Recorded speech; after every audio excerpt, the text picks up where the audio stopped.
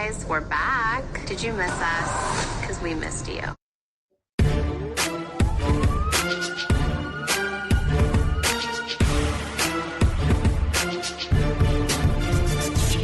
This is the Fade 5 Podcast with Brad Evans and Nate Lundy.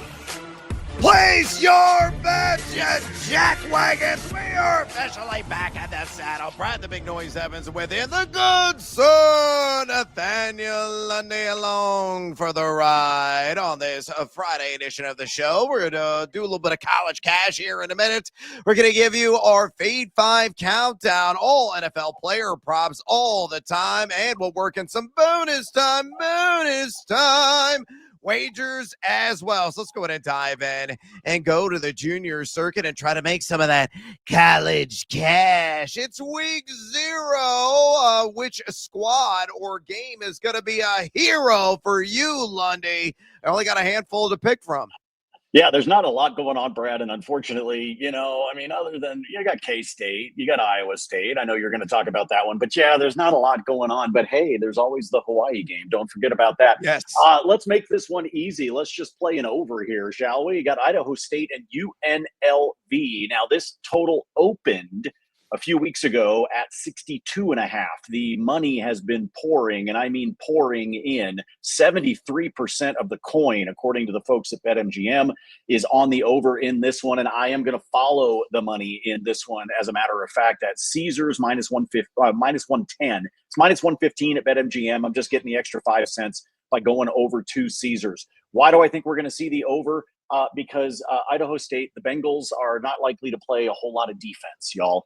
I think UNLV is going to pop it. If you go back and look at last year, and I know the rosters change, all those kinds of things change, but last year, in the second to the last game of the season, Idaho State allowed Eastern Washington to drop a 77 burger on them. Wow. Okay?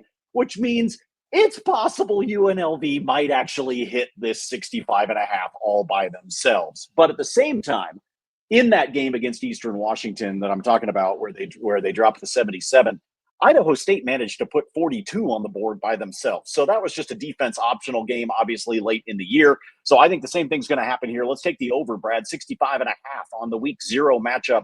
We'll take the running Rebs to run up the scoreboard.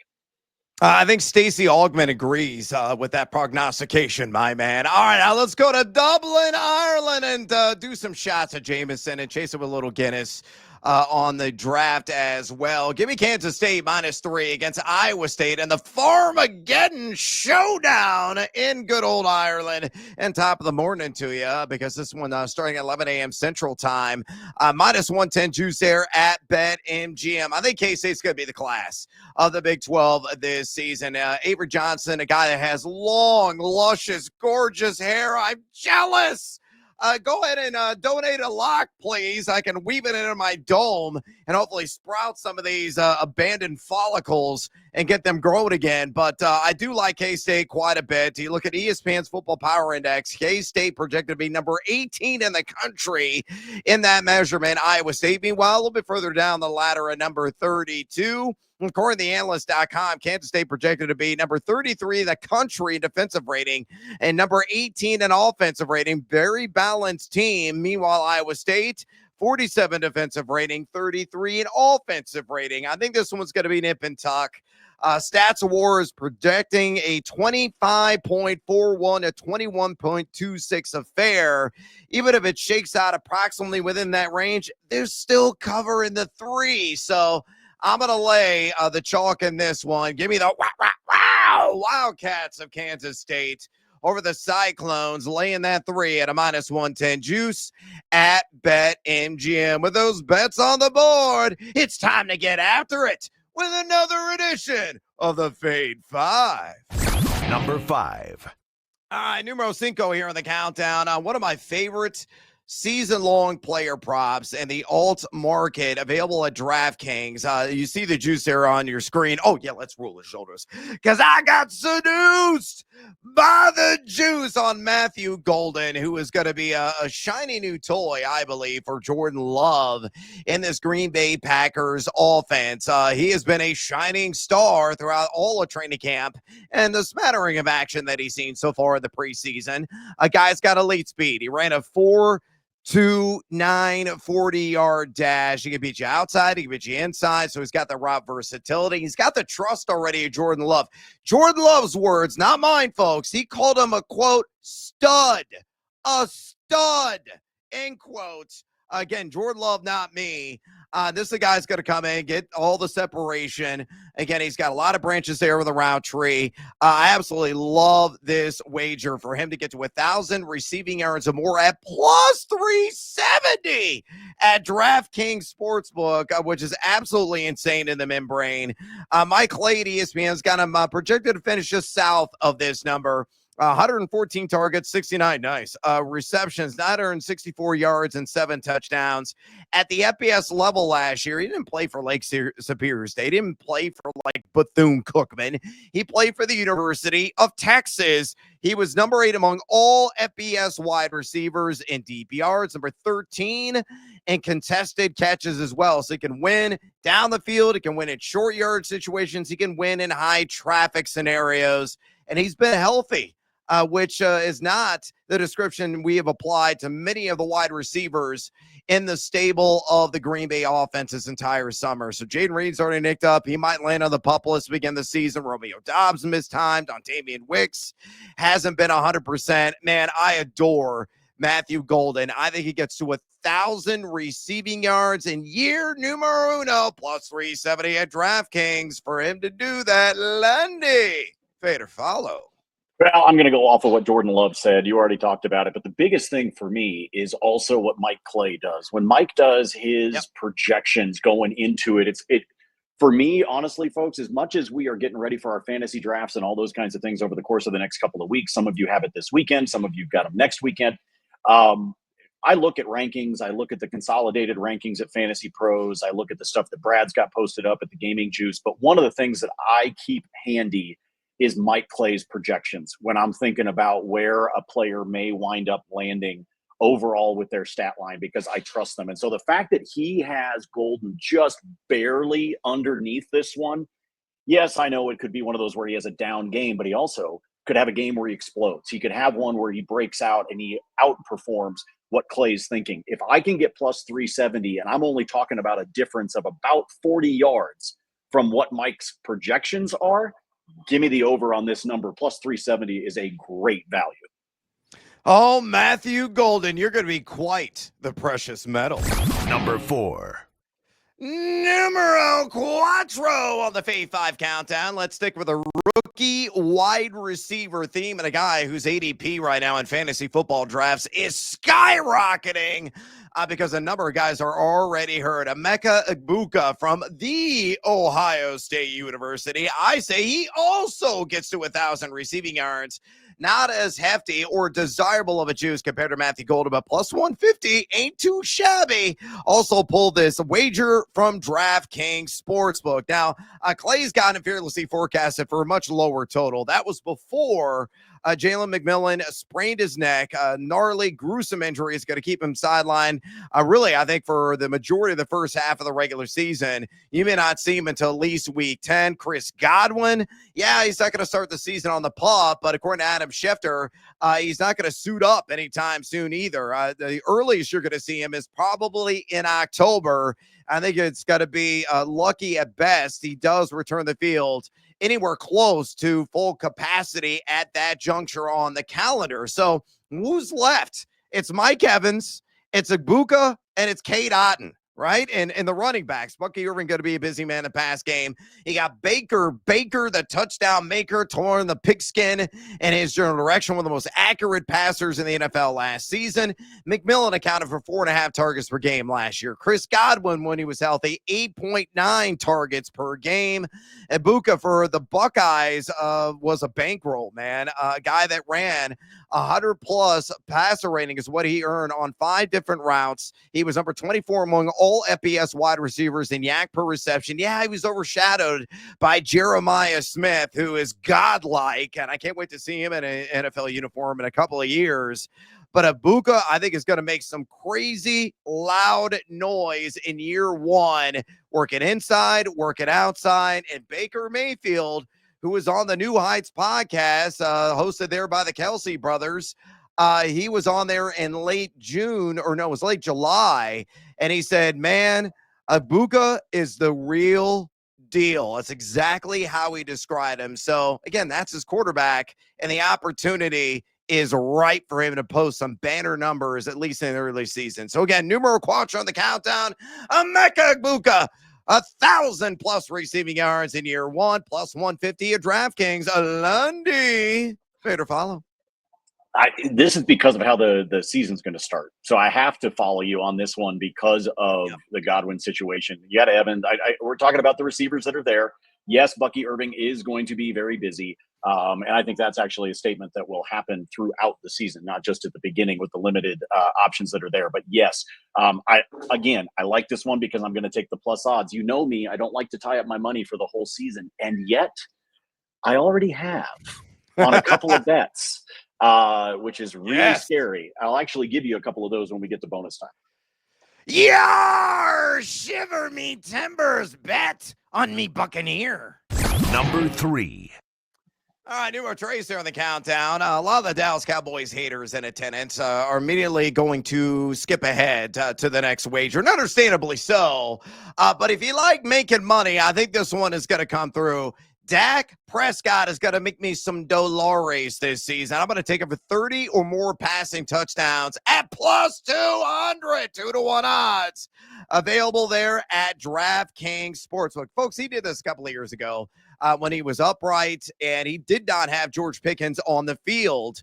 It was CeeDee Lamb and a cast of other characters. Of course, CeeDee is still there with the true elite wideouts, working primarily on the slot in the NFL. He's got Pickens, a guy that's like a Cirque du Soleil, a performer with the bends and contortions that he has. The ball is in the air. One of the best working the sidelines in the game. Jake Ferguson's no slouch at tight end as well. And the defense in Dallas is going to suck, folks, especially if Micah Parsons doesn't make amends with the organization, maybe gets shipped off to somebody else before the regular season begins. Even with Parsons on the field, I think this is going to be a bottom 10 unit. Again, Prescott 2 years ago led the NFL in touchdown passes with 36. And last season, before his hamstring tore off the bone, yikes, he was number 12 in deep ball completion percentage, number 10 in red zone completion percentage as well. The strength of schedule from a fantasy quarterback perspective, not the greatest. But again, you got a susceptible defense. You got a bevy of weapons. These guys can really stretch the field. And two, adding in a sketchy ground attack. Like, who's going to be the primary ball carrier? Is it going to be the former Bronco and Javonte Williams? And maybe it's going to be Jaden Blue, possibly somebody else. I think the Dak attack is going to feast this year. I am for 30 more passing touchdowns. Numero tres here in the Fave 5 countdown at plus 200 at DraftKings. Lundy, fade or follow. This one I'm going to fade you because I'm in the boat with all those Cowboy fans that are just annoyed, disgusted. But that's actually an annual occurrence with Dallas Cowboys fans. You and I know plenty of them. And they spend the regular season bitching about their team. And then it gets into the off season. And then, they keep bitching about their team.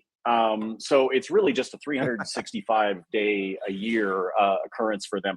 I don't think Dak hits this number, Brad. I think he finishes in the mid-20s.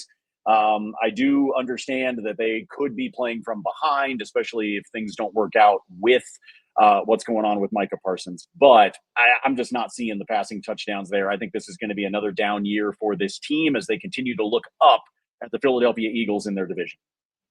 Hey, you want some more bitchin' bets? Sure you do. Go to the gamingjuice.com, you jackals, right now and sign up for a free account while it's still free. All of my fantasy football content is there live and in living color. I've been churning out a ton of work about the player props market. My rankings are fresh and up to date. Even my cheat sheet that you can print out for free at thegamingjuice.com has been updated ahead of the busiest fantasy football draft weekend of the season. Get it all, including Lundy's free spreadsheet picks. Mine live there as well. My last week for MLB bets, I got to press the pause button on that sport. Exhale. It's been a roller coaster ride of sorts on the diamond this year, but I got to turn my attention and focus on the gridiron, and starting with week 0 in the world of college football. I have my college football bets already posted on that spreadsheet, and maybe even a little preseason action here and there as well, because I am a true blue degenerate. Go to thegamingjuice.com. Click, converse, and cash. Maybe. Number 2. All right, numero dos here on the Fade 5 countdown. Let's go with a guy that's built like a Sherman tank. Lundy and I have a draft in about a week. And our annual Hamlin Invitational is a super flex 16-team auction draft. And this guy is going to go for a pretty penny. I guarantee it. That is Omarion Hampton. 1,000+ rush yards for him. This is kind of crazy. Plus 185. Are you kidding me? Available there at DraftKings Sportsbook. Last checked, Najee Harris, who was one of those kids that indeed shot his eye out with that fireworks incident on the 4th of July. Folks, he's not participating in any kind of football activities. He's like running around laps or like walking around the field. And that's what Harbaugh's saying. Yeah, Najee's here. He's taking laps around the field. That's all he's doing. He's not like at all going after the tackling dummy. He's not, out there in pads. He's doing nothing. He's just walking around. Your grandmother at 85 does that, and her Skechers shoes with more exuberance than Najee Harris right now. So very much on the outside looking in at this scenario. I think Omarion Hampton, even though the coaching staff, Greg Roman, the OC at LAC, has said, hey, he's not going to get like 85, 90% of the opportunity share in week 1. We're going to work in a second or third back on occasion. But still, I think he's going to get 15, 18 touches out of the gate. And I think he's going to assert himself as the main man in that backfield for the LA Chargers this season. Mike Lay has got him projected for 230 carries, 1,025 rush yards, and 10 rushing touchdowns. He can do everything, catch the ball as well, clean out the backfield. He's an astute pass blocker as well, so he's not going to be surrendering snaps in that area. And he saw what he did last season at the University of North Carolina in the pre-Bill Belichick era, thankfully for him. He was top 6 in yak per attempt among all FBS running backs, top 6 in total missed tackles force, top 6 in total breakaway runs. Those are runs of 15 or more yards. There are no flaws. There are no weaknesses to his game. And at 6 feet, 225 pounds, he is built like a shit brick house in a run-heavy scheme. He is going to deliver across the board. So Omarion Hampton, numero dos on the Fade 5 countdown to get to 1,000 rush yards. Again, another crazy good value, plus 185 at DraftKings. Lundy, tie your money up for another like 4 or 5 months interest-free, if you don't mind. Fade or follow. Yeah, why can't I earn something along the way, Brad? I need little, some sort of little payoff, right? Like just seriously. Something while I'm waiting for all of these things to cash. Well, look, we already know how good, or I do, because I'm sitting right here in the Mile High City. I know how good the Denver defense is. So Hampton's going to have to get this done in the other games over the course of the season, the 15 others that are on there, because chances are the Broncos are going to slow him down big time. And try to force the Chargers to do some things through the air. And then, the secondary will be there to pick off Herbert at least once, maybe twice. If you can't tell, folks, I am ridiculously high on the Broncos defense and what they're going to do this season. I mean, this is an absolute kick-ass defense, y'all. But I still think he can get to this number because, again, I come back to what I talked about. It's a broken record because you just talked about him. I put a lot of stock in Mike Clay's projections. I just do. And he's got him at above 1,000. And when Mike is doing these, he is taking into account the idea that Hampton's got to go up against the Broncos twice over the course of the regular season because it's a divisional opponent. So even with that said, he's still got him above 1,000 yards. That is because the Chargers do have a couple of nice pieces in the schedule this year, including, by the way, the aforementioned Cowboys, because the AFC West plays the NFC East this season. That is the cross-divisional, cross-conference matchups for everybody this year. So with all of that said, I think Hampton can get to the 1,000. And once again, if I'm looking at the plus odds here, this is a solid value. Do yourself a favor and bet on this, and then go ahead and buy yourself a property in the Hamptons. Number 1. Numero uno on the Fade 5 countdown. You guessed it. It's getting down with who? My guy, Chase Brown, baby. Drink all of that maple syrup from old Canada. A product of Toronto and a guy who's going to deliver on all fronts. This is my top play bar none. For him to go 1,000 rush yards, it's plus 170. You want plus money? We're giving you some juicy plus money on the Fade 5 podcast today in some of these season-long markets. Plus 170 and get that number only at the King of Sportsbooks. That, of course, my buddies there at BetMGM. Why am I getting down with my guy Chase Brown? Well, it's very simple. Again, going to Mike Clay, he's got him over 1,000 yards. He got him at 242, 1,021 on the ground, 8 rushing touchdowns. He had 72.8% of the opportunity share last year. And who is the backup in Cincinnati? Pop quiz hot shot. I'll go ahead and sit here and I'll turn gray, though I don't have the hair to turn gray with, but I'll just wither away. Do you know who it is? It's Zach Moss, Samaje Perine, where we want to go. Who else do we want to pick up? It ain't Zach Moss. He got cut, bro. Oh, that's right. He ain't on the team anymore, bro. It's Taj Brooks, the rookie. Yeah, there you go. Nobody knows who the damn backup is in Cincinnati. What does that tell you? Chase Brown is going to get probably 85% of the opportunity share at a minimum. A guy who was pretty efficient last season when into the starting lineup. He finished number 16 in yards after contact per attempt. He finished number 13 in the NFL in total missed tackles force. Yes, he's got a suspect offensive line. Yes, the Cincinnati Bengals are going to be a dreadful turnstile defense, which will lead to some negative game scripts. But he's a guy that can do a little bit of everything. He may catch 60, 65 balls as well. I think Chase Brown, and this may sound outlandish to some of you, so go ahead and put on some earmuffs. You don't want to hear this. I think he is a similar build and similar statistical type as a Christian McCaffrey and what he can bring to the table, which is just across the board production. He's got the explosiveness. He's got the nose of the goal line. He's not going to leave the field very often. So through sheer volume and what I feel is going to be the best offense in the NFL, it is going to be a banner campaign for my guy from the ILL, that being Chase Brown. Could be the one-on-ones at the RB position in fantasy come year's end. But for him to do 1,000 yards, that is our top bet numero uno on the Fade 5 countdown today at plus 170 at BetMGM. Lundy, there's only one answer here. If you go the other direction, I'll see you at the Monkey Bars at 3 o'clock. Ooh, monkey bars? Those are fun. Yep. You just hang upside down. I don't think I can do it anymore at my age, but that's how I used to spend recess. I would just go out to the monkey bars. I'd flip, just hang upside down, which could explain a lot of things. It really about does. Me, because I'm sure at least probably a half a dozen times I probably fell, landed on my head. So that could explain a lot of things. No, I mean, look, you brought it up in terms of who the backup is, the cuts that have been made. I mean, this is an opportunity share thing. With him, he should be able to hit this number. And I would think, I know you can't really ladder. Most of the time when you can ladder, you're talking about going up to like 1250, things like that. I don't think I'd do that. Not when I can get plus odds at the King of Sportsbooks.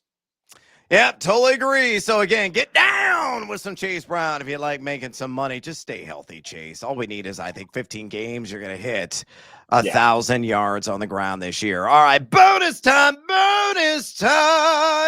Lundy. Let's get after it. Whether you want some action on this Friday evening, over the weekend, looking ahead at some of the other futures markets in college, the NFL, or elsewhere.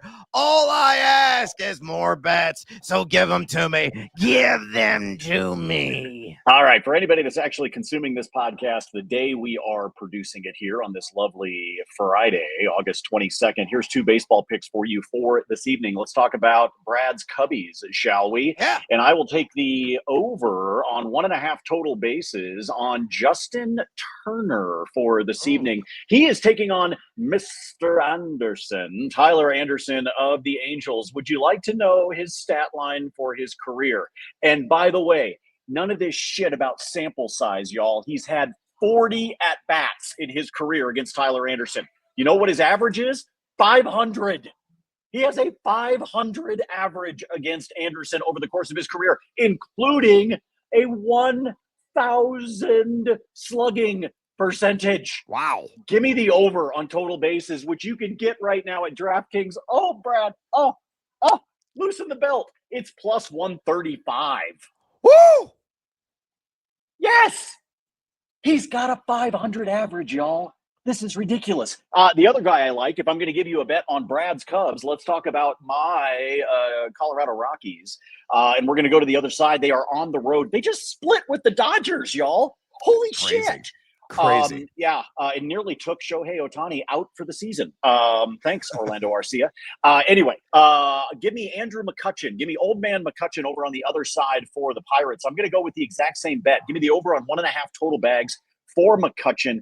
That one you can get right now at a plus 120 over at DraftKings. Why do I like that? 313 lifetime average against Antonio Senzatella, who will be on the bump for the Rockies. But most importantly, McCutchen in his career is batting 298 against the Rockies. It's a team that he just finds a way to make contact and get on base. And even at his age, Brad, as you well know this season, he just keeps popping them over the wall.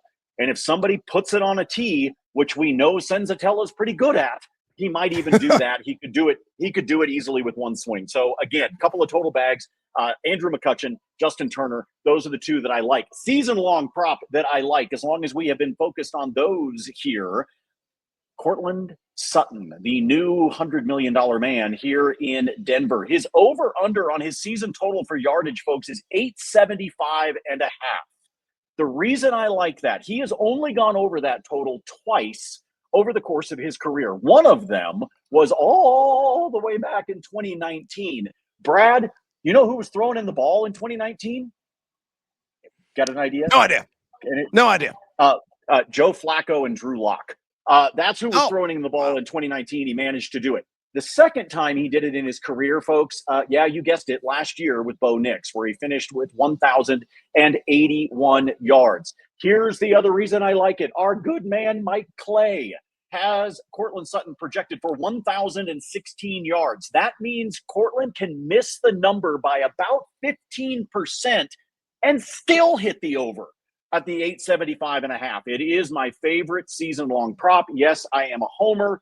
I like Cortland. He's a good dude, and he's a great football player as well. So give me the over on the 875. 2 week one bets that I have already made. The aforementioned Joe Flacco, as soon as I heard that he was starting for the Colts, I couldn't take Miami +2 fast enough. So I am going to take Miami. I think they're going to win it outright. But I'm going to take Miami +2 because it's Flacco, y'all. So I did that one. That's your standard juice at -110. And then sticking to the receiving theme, I'll take the newly anointed tight end here in Denver, Evan Ingram. His number right now, 34.5 yards in week one against the Titans here at home at Mile High. Evan Ingram, if you go back, yes, I know he has been hurt, but if you go back and look at his recent history of his game logs, even when he had Trevor Lawrence thrown in the ball, etc., this is a guy that gets up into the 40s pretty consistently, does it in about 70%, 65% of his games. I think that's going to happen here in week one because I think Sean Payton is going to want to finally solidify the fact that they have a tight end out there on the field. So I think Bo Nix is going to be looking for him in week 1. Wouldn't be surprised if Ingram doesn't splash 6 as well in that matchup against the Titans in week 1. But those are my 2 week 1 props. Yes, week 1 props that I have already made. And that's in addition, by the way, to the bets that you and I made several months ago on Mr. Ashton Genty. So I will yield the floor now to the fine gentleman from Illinois. Yeah, and those Ashton Genty wagers were variable. I think I took 10 or more touchdowns, significant plus money. It was like close to 3-1 odds. I took him over 1,000 yards at like minus 110. I also took a 1250 at like plus 180. Brad, I actually laddered him on his touchdowns. I made a bet at 10 plus, at 12 plus, and I made a small bet at 15 plus. 15. I went ahead and, like I said, I did my standard unit on the 10. You and I talked about that on an earlier episode of the pod a few months ago, right around the draft. But I also laddered his touchdowns at 12 and at 15. You can find those at the various books. I think there's a really good shot, at least on the 12, and I decided to sprinkle something on the 15. All right, working in my bonus time wagers. Give me Casey Mize to record the win tonight in Major League Baseball, taking on the Kansas City Royals. Of course, Mize plays for the Detroit Tigers, plus 175 on that one. He's won 3 straight games, folks. I know KC has been hotter at the dish, number 5 in WRC plus the last couple of weeks, but the Tigers, no slouches in that category, the same span at number 14. He's also split against KC this season in a pair of starts with a respectable 3.48 ERA, which he also has a 3.48 ERA at home. So hopefully you'll get the run support, go at least 5 innings, lead with a lead, bullpen comes in, slams the door, Casey Mize gets the win, and then I cash in at plus 175. Nico Hoerner, I think he scores a run. Tears up left-handed pitchers, which Tyler Anderson is. You mentioned Justin Turner. Maybe Nico gets on and Turner knocks him in. I'll totally take that. He's batting .339 this season against LHPs. He's 4 for 11 lifetime against Tyler Anderson. He's going to be batting in the leadoff spot. He's only scored 2 runs this entire month because the Cubs offense has come unplugged here of late. But Anderson, 6.35 ERA in his last 5. The Cubs should tee off. Hopefully somebody will knock in Nico Hoerner. Minus 120 for him to touch home plate. And then I'll even wager on some preseason action. Bear down, Chicago Bears. First half line. Bear starters are going to play. Probably a couple of series, according to Ben Johnson. Same story, according to Andy Reid, for his Kansas City Chiefs. Patrick Mahomes will suit up. Some of the other starters will see some action as well in that first half. But I think the Bears win the first half somehow, some way. If they win on the money line, it's plus 114. Nice value there. I think the version of Caleb Williams that we saw against Buffalo Bills backups will arrive in Cowtown tonight and hopefully be twirling spirals, tight ones all over the field and eating up this defense of Kansas City. And hopefully Chicago will have a lead at the half. So to win the first half on that money line and get plus 114, I booked that one at DraftKings. I also like the Titans in the first half of preseason week 3, minus 2.5, taking on the Minnesota Vikings. Minnesota's not trying out any starters. Titans are going to play Cam Ward. They're going to play Calvin Ridley. Some of their guys, the key players, are going to see time on offense, building a rhythm, establishing a flow, building up the chemistry. I think the Titans will take the first half and cover the 2.5. And then finally, one more bet in college football. There's always a Hawaii game.